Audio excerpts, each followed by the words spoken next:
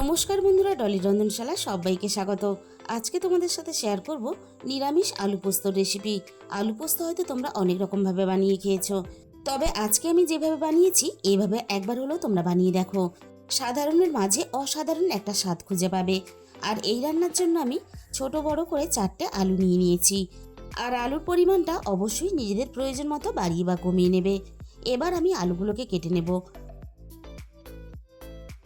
আলুগুলোকে আমি মাঝখান থেকে প্রথমে 3 টুকরো করে কেটে নেব।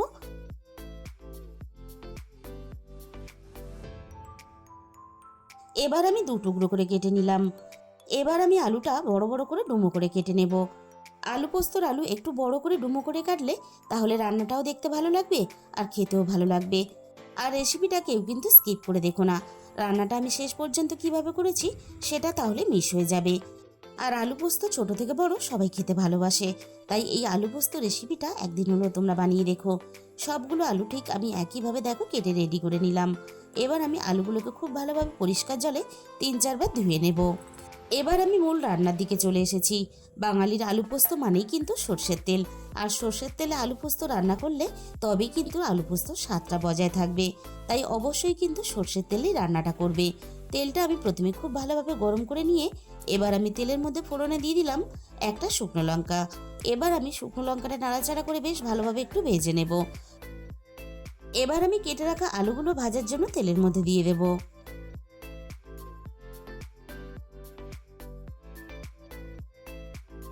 সমস্ত কেটে রাখা আলু আমি কড়াইয়ের মধ্যে দিয়ে দিলাম। এবার আমি আলুগুলোকে নাড়াচাড়া করে মিনিট 3-4 মতো প্রথমে ভেজে নেব।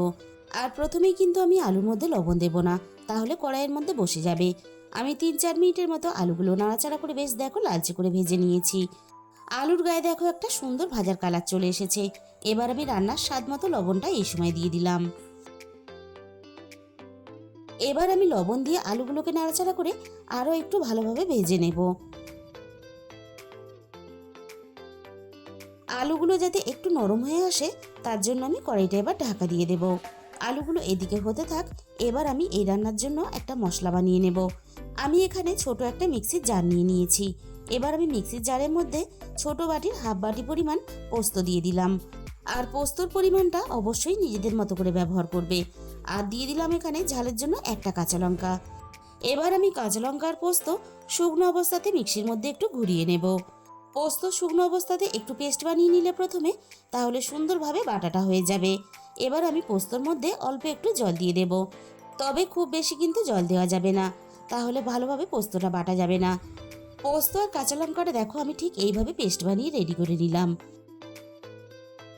এবার আমি এটাকে একটা সাইডে রেখে দেব। আবারও আমি রান্নার দিকে চলে এসেছি। লো ফ্লেমে আমি 5 মিনিটের মতো কড়াইটা ঢাকা দিয়েছিলাম। পোস্তটা বাড়তে যতটা সময় লেগেছে ঠিক ততটা সময় আমি ঢাকা দিয়ে রেখেছিলাম। আলুগুলো আমি মিনিট খানেকের মতো আরও একটু নাড়াচাড়া করে ভেজে নিলাম। আলুর মধ্যে দেখো একটা সিদ্ধ ভাব চলে এসেছে। এবার তোমাদের আমি দেখিয়ে দেব। দেখো আলু ভিতর থেকে সুন্দরভাবে সিদ্ধ ভাব চলে এসেছে। এর থেকে বেশি আমি আর ভাজবো না। এবার আমি পেস্ট করে রাখা পোস্তটাকে দিয়ে দিলাম। পোস্তর সাথেই আমি মিক্সির বাটি দিয়ে আরও অল্প একটু জল দিয়ে দিলাম।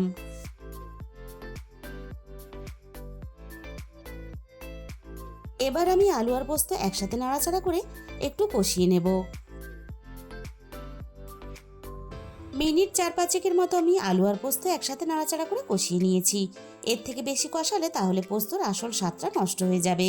আর এক্সট্রা যে জলটা ব্যবহার করেছিলাম সেটাও দেখো আমি কষানোর সাথে সাথে টানিয়ে নিয়েছি।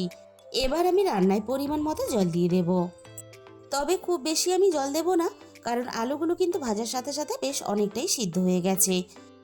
এবার আমি সবকিছু একসাথে নাড়াচাড়া করে বেশ ভালোভাবে মিশিয়ে দেব।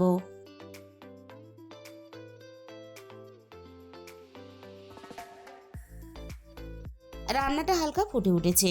আমি ঝালের জন্য আরও কয়েকটা চেরা কাঁচা পাকা লঙ্কা দিয়ে দিলাম। আর ঝালের পরিমাণটা অবশ্যই নিজেদের স্বাদ মতো ব্যবহার করবে। এবার আমি কড়াইটা ঢাকা দিয়ে দেব আর রান্নাটা ভালোভাবে করে নেব। মিনিট 10-15 মতো আমি রান্নাটা করে নিয়েছি।